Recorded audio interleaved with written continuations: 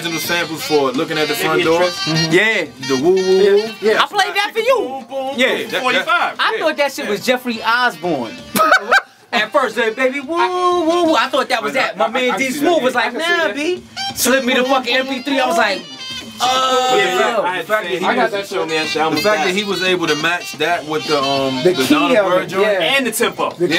Yeah. When I and that's first on the heard it, SP12. Yeah. When I first heard it, I thought it was a sample that came together. SP12. But like I say, that's not 50 though.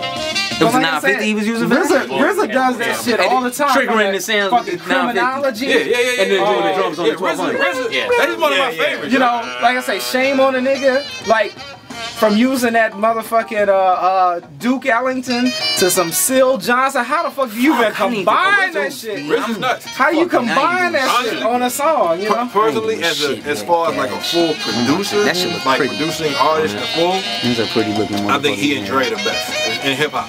Who? RZA and Dre, as far as like producing, like traditional production. You know what I'm saying? Like the full out shit. I think him and Dre are the As best. far as arranging and all of that. No, I heard a Dre mixtape from '89, and just his mixtape on 4-track. I guess it was 4-track he was using. That shit it was like some Bomb Squad shit, where it was just like mad shit on top. I gotta hear that. Yo, who produced Slow Down? Because everything is from a different song in that song. The bass line, the drums. Slow Down by who? Brand Nubian. I think Pooh did it. Pooh did that? Damn. Cash was on it, but see that's the way I would make my tracks. That's the way I was doing my thing. Like I wasn't really trying to keep getting all the same sound from the same place because it was boring. Like DJing shit. shit that he did on Peace Instrumentals. The bass line on Peace Jazz alone. Dude, I mean the first song, A Little Soul. Yeah. Dude, man, when I heard that sample, that man, that. But then what's crazy is what's the third song? It's like. You ain't talking about Doom with the Minnie Riperton. No, that's the second one. Okay. Play This at Night or whatever. The third one is I get raw. The third one is the Large Professor joint. I get high. Yeah, I get raw and high. Yeah, that one. Yeah, I get raw. So that song, dude, do you know how many people have flipped that sample? I don't even know what that is. So that's the Foster Silvers. That's the Ahmad Jamal misdemeanor. Oh wow. That's a misdemeanor. Really? Wow. So it's the Ahmad Jamal version. Damn. So I got the album. The DLC used the Foster Silvers version. Right. Yeah. The Ahmad Jamal version is the one that Gangstar used for Soliloquy of Chaos. Okay. So that's that same sample.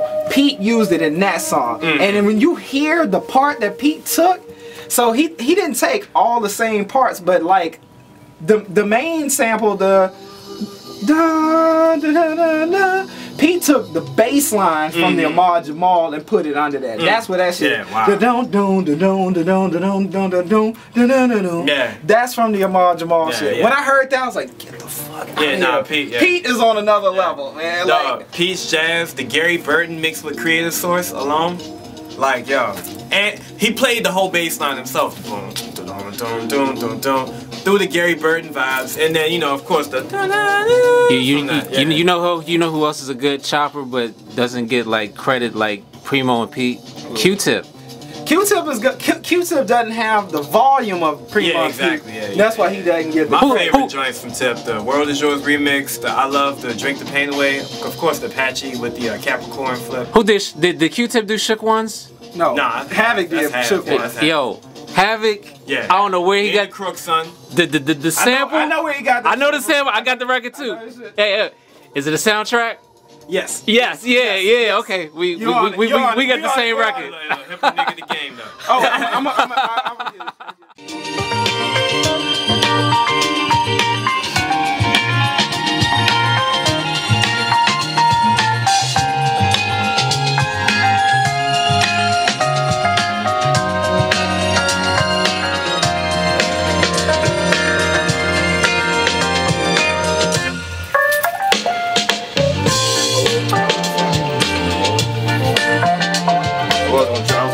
I was gonna try to flip the ghost loop, but I don't have a record. I couldn't find my clean one, so I like that part though. technical aspect of stuff nowadays. They'd be like, yo, your album is not mixed well, and I can hear that this is off and that is off. This had to be one of the worst mixed albums ever. And this is like one of my favorite albums ever. This, Tikal, Enter the 36, none of them really cared about that. 36 was not, had no... But you didn't care though. You didn't care. Because like you could hear, yeah, you love and grit, and you could just hear what they were trying to do. So it really didn't matter. Like this one starts off with that powerful impact. Like that's, you know, that thing is like the dirtiest beat ever, man. Honestly, I think the person that pushed me out of R&B was R. Kelly. Like when Public Announcement started getting big, I was like, yo, this once is they whack. started doing that mid-90s stuff, Yeah, it was like a lot of random R&B groups. Especially late 90s, like 97 to 2000. Missed all. I wasn't paying attention. It was a bunch of, it was Splackavelli. Y'all remember that? You remember that? Splackavelli. I remember. I remember Splackavelli. I'm crazy. I remember that. Splackavelli. You don't remember that? It was late 90s. I'm not singing that shit. Get the fuck out of here. That was the name of the song, Splackavelli. Who sang it? What was Pressure? That was the name of the group. That's the type of shit I'm talking about. That's the Yo, just get the Ride Like soundtrack. About 94, That's the 94. That's when I kind of stopped listening to R&B. And I'd actually make fun of my friends that was like still in the R&B. I'm like, yo, nigga, late 80s was the time for R&B, You're not listening man. to fucking Late 80s, early 90s. real shit. But see- Dramatic just dropping. But see, I had to listen to R&B. I was DJing. They was like, play that 702. Who? You know what I'm saying? You can't even say that in the same sentence. But late 80s, early 90s? Cause I was a big New Edition fan, man. Oh shit. Any Heartbreak? That was my album, man. You feel me? Any Heartbreak? I did a New Edition mix. You heard? I'm not even ashamed to say it. That's how hot of an album that was. Any Heartbreak? That was my shit. Dude, Yo, Yellow and Black Track Fox on it. the remix for Any Heartbreak? dude. Oh, You got it. I did a New Edition mix. You gotta listen to it. Okay, The shit- and I got the 12-inch Any Heartbreak Dude. version on it. Q. oh yeah. Q is like my musical brother. We talk about Like, yo, shit. New Edition We was would my shit. Cause B. Q, you are the only other person who I know who's ever heard of that Cooley High remix, that Camp Low My Cooley shit. High remix. Which one? was Ski's The best one beat with to with the Janet Jackson beat. That's, Oh yeah, that that was the only one I've ever known. It was the mic. That's not the one on the album. I know. Nah, there's a There's a remix. remix. Yeah. But it was only like on. I mean, I think it came out on CD after. I think it was. It wasn't on the 12 inch. I on nothing. I have it on on the 12 white inch. sheet. I have it on It was on a vinyl. white I have it on vinyl. See, it's this Mike. is It's that Mike. shit I was telling you about, Gadget, that we gotta catch on film, is these little known gems and See, but nuggets. yeah, like Dropping 94 to little nuggets, man. 96, 97, it was a lot of like It's a lot white of label. a lot of white label, Yeah. a lot of stuff that you're not gonna hear anymore. The Cover Girls, man. The Kenny Dope remixes. No, I don't Wishing know on a that. Star. Yo. Kenny's, No, I didn't hear first of all, shit. Kenny Dope is like one of the most underrated Yo. producers. Kenny They call Dope him the master and of Louis records. Vega. I always like, everyone's like, They who's call your him favorite the master producer? of I always records. say Kenny Dope first, Kenny just Dope, for the Louis sake of Vega putting was, him up, I think man. here the other night. And you all. Really? Kenny Dope and Louis Vega, man. Masters Like the at thing work. about it, I feel like a lot of the hip hop dudes don't know about them so much, can but you they not? shit is so like based in a lot of hip hop stuff, man. They was hip hop DJs Yeah, before. that's what people don't realize. Kenny Dope, just like you're saying, his record collection, he was the one that reissued the Manziel break because nobody else had it on 45. He went ahead and issued it because it was such a rare record that you couldn't find it, that he went ahead and was like, boom, we gotta put this out. So, and it's still to this day, to find the actual 45, it's so hard. Dude, it's funny because like everybody talks about a lot of, you know, like hip hop producers or who are great producers. Kenny Dope and Louis Dude, Vega, telling you. all of them masters that work shit. 45 King. 45 King. You can't But forget you know, just as 45 far King. as like, you know, people who like people associate them more with stuff outside of hip hop. Those dudes, man, their production, like anything they have their name on. Like their stuff is not just simple loops, you know, throughout the entire song. Like I've got like the New Eurekan Soul albums. Yeah. You know, I got that one. so you just listen to like the stuff that they do. What's going on, man? Money Making Jam Boys. Oh yeah? I won't disagree with that. That's it. I won't hold him up. You ain't gotta like him, but he's one of the most diverse in the game. You probably feeling his style. That's what you like. Wow. Oh. Pause. Show you your man right here. You see this guy? You see that? Watch this. I want you to see your man in his glory right here. Look at your man, B. Is that Will.i.am picture? Why you got pictures? Why you got pictures? You got a picture of Will.i.am on your phone? Yeah. I would take a close-up look. Oh, yeah. Look at that. Because just for when I get into these type of conversations, I want you to see your man. Oh, that's what exactly. He made Lost Chains though. So exactly. Yeah, was that the joint with the gummy hairdo? Oh yeah, I seen that. It's the blackface. He made Lost Chains though. Nah, the nigga just looked like he. Your man, Will.i.am. Pipe it down, yo. Look at your man. Oh, my bad. Look at your man. Oh, take it easy. Look at your man. He made Lost Chains. Wow. This nigga got.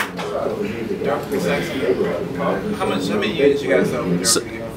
So do you think Will.i.am is the most versatile producer? But I will say that his arm. You trying to trap me on camera for all these little internet dudes? Nah. No, he's not the most. Look at your man. His armband is matching his Kwame part. Oh shit! Stop playing. It make you think twice. See, but just that silence is good enough. Just the silence is good enough. It made you think twice about your association. Will.i.am is one of the gadgets. Will.i.am is one of the most diverse producers in the game. You may not have to like all of his material, but his ability to write songs for like Ordinary People for John Legend, produce tracks for Gucci Mane and 50 Cent, Justin Timberlake, and also make music for the Black Eyed Peas at the same time from the same producer is something that you have to admire. And you can call it what you want, but it's the truth. You know what I mean? Like, I don't know too many other producers that have the ability to do that. You may not have to like all of it, right? But if you look at his catalog, it's impressive. Yeah, when it comes down to like hip hop, like CTI, I guess because of the feel of it, a lot of hip hop artists in the early '90s were raiding CTI's catalog to get the type of grooves that they felt would be pleasing. You know what I mean? And they kind of went against the grain because everybody was doing the James Brown thing for a minute. So people really started like, let me find some other sounds and stuff. So, you know, first you heard Grover Washington, then you started hearing the George Bensons, then you started hearing the Joe Farrells, then you started hearing the Idris Muhammad's, and you know, so forth and so on. I'm walking around as an 18-year-old with Idris Muhammad records under my arm instead of, you know, the brand new SWV. You know what I mean? CTI. Yeah. You know, and Kudu, you know, that Kudu, it's like hip hop latched on a Kudu really early because I think those grooves were more designed for a more commercial, you know, aspect of the jazz sound, you know. Then beyond that, you know, as they started getting tired of squeezing the juice out of those, they started going more into the CTI catalog. But they're consummate. The greatest thing about CTI is they had some of the best musicians. Like, regardless, like they came from the greater jazz idiom, and they just started making, you know, they made records that were designed for a specific audience. But the musicianship was ridiculous. Like, it's like the Def Jam of jazz ladies. Agreed. All day long. Quote. It was like the early Def Jam of jazz ladies. Yeah. Yeah.